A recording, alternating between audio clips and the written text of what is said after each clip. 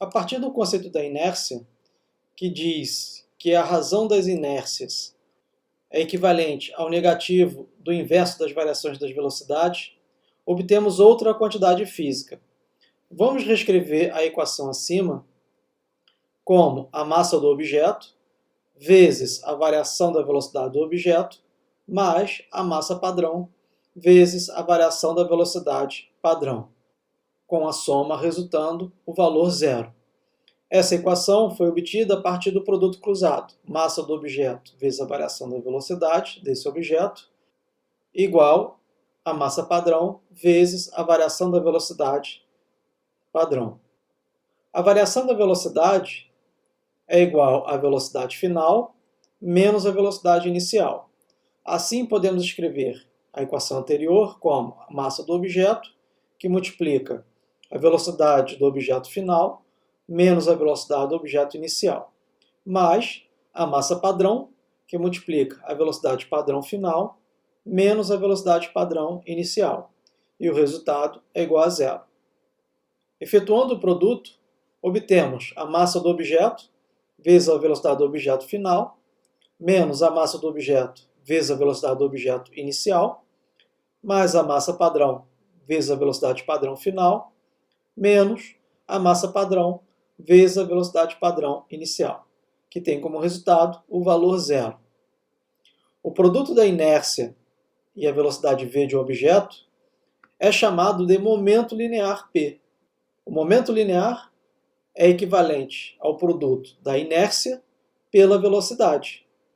Como a inércia é um escalar e a velocidade é um vetor, o momento linear é uma grandeza vetorial. O momento linear, que representamos pela letra P, é equivalente ao produto da inércia pelo vetor velocidade. É uma medida quantitativa da matéria em movimento. Matéria é inércia, movimento a velocidade. Assim, depende da quantidade de matéria em movimento e da rapidez com que essa matéria está se movendo. A partir da definição do momento linear, obtida no slide anterior, podemos escrever em termos da variável P, que simplifica o produto da inércia pela velocidade. Assim, temos o momento do objeto final, menos o momento do objeto inicial, mais o momento padrão final, menos o momento do padrão inicial, que resulta em zero. Ou, em termos de variação, a variação do momento linear do objeto mais a variação do momento linear padrão é igual a zero. A variação no componente x do momento linear para um objeto é sempre o negativo da variação para o outro. Isto é, a soma das variações dos momentos lineares é igual a zero. Vetorialmente, podemos dizer que a variação do momento linear do objeto mais a variação do momento linear padrão é o vetor nulo.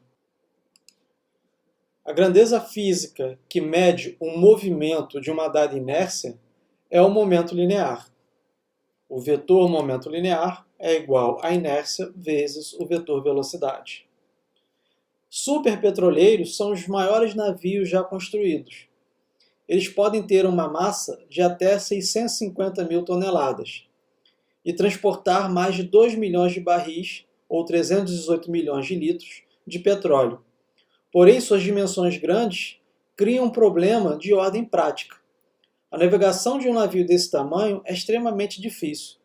Por exemplo, quando o capitão dá a ordem de reverter os motores e parar, o navio pode continuar a se mover para frente por mais de 5 km, pois esse petroleiro possui um grande momento linear.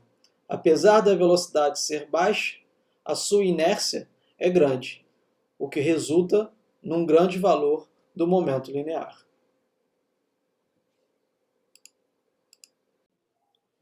Tente aplicar um dos experimentos na simulação abaixo.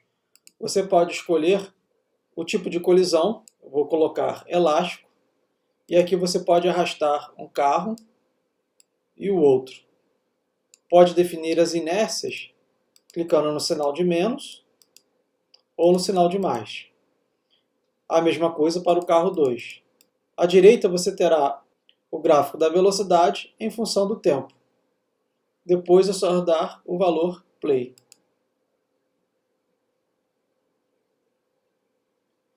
Que são essencialmente os gráficos que nós estudamos até agora.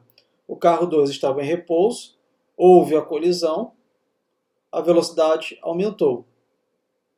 O carro 1 estava com uma velocidade inicial, houve a colisão e ficou em repouso, pois nesse caso ambos os carros têm a mesma inércia.